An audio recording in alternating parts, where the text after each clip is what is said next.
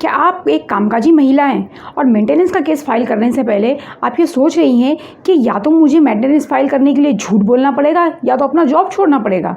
आपको ये दोनों करने की ज़रूरत नहीं है। जी हाँ, मेंटेनेंस ग्रांट किया गया है इवन एक अर्निंग वाइफ को भी। इसीलिए अपने आप को अपडेट करते रहिए और मेरा चैनल देखते रहिए।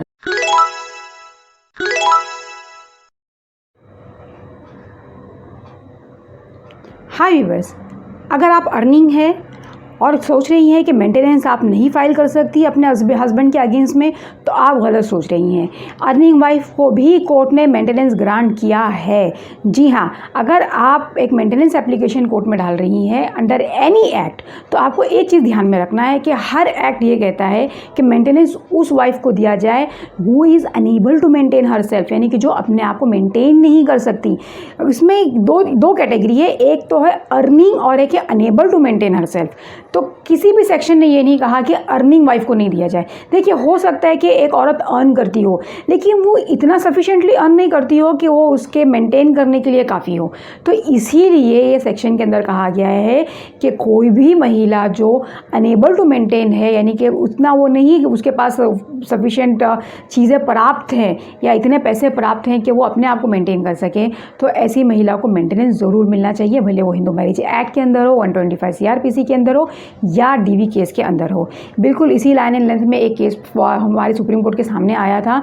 ये थोड़ा सा पुराना जजमेंट है, ये है 2007 का। इसके अंदर क्या हुआ था व्यूअर्स, कि एक महिला थी, उसे एक रेंट मिलता था उसकी जगह से, उसके बावजूद भी उसे मेंटेनेंस ग्रांट किया गया उसके हस्बैंड के अगेंस्ट में। और उसके हस्बैंड का यही कहना था कि जब उसके पास सोर्स ऑफ इनकम है, जब उसे रेंट मिलता है, तो फिर मुझसे आप क्यों वसूल रहे हो मेंटेनेंस मेरे वाइफ के लिए। वाइफ का ऐसा कहना था कि उसका जो रेंट मिलता है वो इतना कम है और रेगुलर नहीं मिलता, बहुत इरेगुलर है, जिसकी वजह से उसकी दवाई का खर्चा, उसके खुद के रहने सहने का खर्चा, ये सारी चीज़ें वो उस पैसे के अंदर नहीं कर सकती पूरा। तो ये सारी चीज़ों को सोचते हुए, मद्देनज़र रखते हुए हाई कोर्ट ने, सुप्रीम कोर्ट ने इनफैक्ट ये कहा कि भाई ये जो प्रोविज़न बनाया गया है ये फीमेल्स को सपोर्ट करने के लिए बनाया गया है, ऐसी फीमेल को जो मेंटेन नहीं कर सकती अपने आप को। तो ऐसे केस के अंदर हस्बैंड ये कह के अपना पल्ला झाड़ नहीं सकता कि भाई मेरे पास तो इतना सोर्स ऑफ इनकम है ही नहीं और सेकेंडली ये तो खुद कमाती है। कमाना क्राइटेरिया नहीं है, वो जो कमाती है क्या वो इतना कमाती है कि वो लाइफ एंजॉय कर सके जो वो अपने मैट्रिमोनियल होम में एंजॉय करती थी।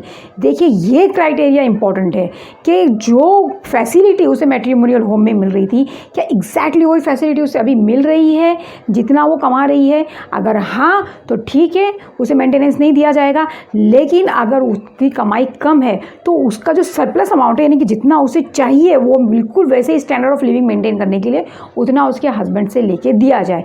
बिल्कुल इसी लाइन एंड लेंथ में एक और जजमेंट पास हुआ हिमाचल हाई कोर्ट का। ये मैटर के अंदर क्या हुआ था, इसका डिस्क्रिप्शन आप मेरे स्क्रीन पर देख रहे होंगे। इस मैटर के अंदर जो वाइफ थी वो मैथ्स की टीचर थी और हस्बैंड का ऐसा कहना था कि ये 9,000 पर मंथ जो है वो कमाती है, उसके बावजूद भी हस्बैंड से 10,000 का मेंटेनेंस उसे मिला। तो हस्बैंड का ये कहना था कि जब ये अर्निंग है और अच्छा खासा हैंडसम अमाउंट कमा रही है 9,000 का, जो अकेले को मेंटेन करने के लिए काफ़ी है, तो मुझसे आप पैसे मत लीजिए। स्पेशली जब वो हस्बैंड जो था उसका जॉब छूट गया था, उसने खुद मतलब कि जॉब को अपने छोड़ दिया था, रिज़ाइन कर दिया था, और उसके साथ साथ उसको कुछ मेडिकल एक्सपेंडिचर्स भी थे उस हस्बैंड के। तो ये कहते हुए हस्बैंड ने कहा कि इस मैटर को, इस मेंटेनेंस को सेट असाइड कर देना चाहिए और मुझ पे मेंटेनेंस का भार नहीं देना चाहिए।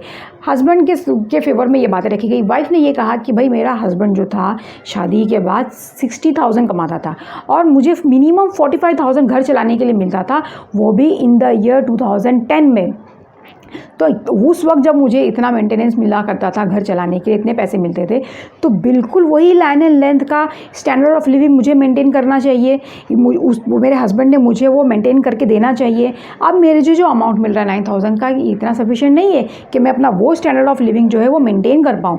तो ये सारी चीज़ों को मद्देनज़र रखते हुए हस्बैंड को जज ने कहा कि भाई पहली बात तो ये आपकी मॉरल ड्यूटी है। कुछ मनु स्क्रिप्ट की भी कुछ चीज़ें जो है जज ने निकाली, जिसके अंदर ये कहा कि it is the obligation of husband कि वो अपने डिपेंडेंट को इंक्लूडिंग अपने वाइफ को मेंटेन करें।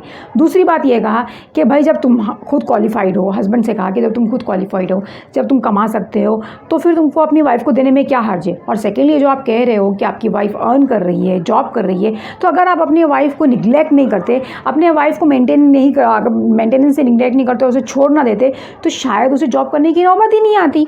इसीलिए आपको भी उसको थोड़ा कंट्रीब्यूट करना पड़ेगा और उसकी स्टैंडर्ड ऑफ लिविंग को मेंटेन करने के लिए आपको भी थोड़ा कंट्रीब्यूशन करना पड़ेगा। इसीलिए हस्बैंड को मेंटेनेंस देना पड़ा। अगर आपको ये वीडियो पसंद आया तो प्लीज़ इसे लाइक ज़रूर कीजिएगा और भी अच्छे अच्छे अपडेट्स मैं लाती रहूँगी, इसलिए मेरा चैनल देखते रहिएगा। Thank you so much.